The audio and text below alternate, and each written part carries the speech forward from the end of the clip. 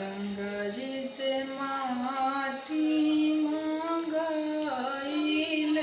शिव के बनाइले रे शिव जी हमारा पर होकिना दयाल चरण लपटाइले गंगा जी से जल भरी लाइले शिव के चढ़ाइले शिव जी हमारा पर होकी ना दयाल मंगन कुछ मांगिले बगिया से फूल लोड़ी लाइले शिव के चढ़ाइले शिव जी हमारा पर होकिना दयाल मंगन कुछ मांगिले बगिया से भांग लोड़ी लाइले शिव के चढ़ाइले शिव जी हमारा पर होकी ना दयाल मंगन कुछ मांगिले बगिया से बेला पत्र लाइले शिव के चढ़ाइले शिव जी हमारा पर होकी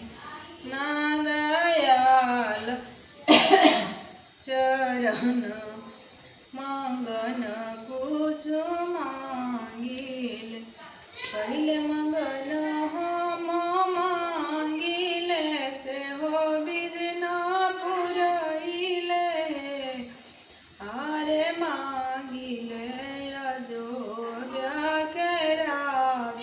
सरजुग जी के दर्शन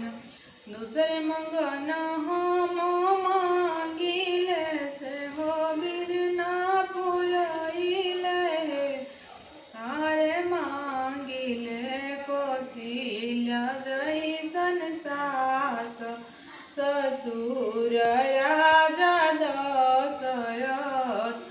तीसरे मंगन हम मांगिले से हो विघ्न पुरइले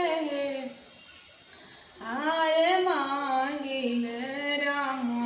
के जैसन कांत देवर बाबुल चुमा चौथे मंगन हम मांगिले से हो शिवजी पुरइले आरे मांगिले लव कुश जैसन वंश सेवक हनुमान जैसन आरे मांगिले लव कुश जैसन वंश सेवक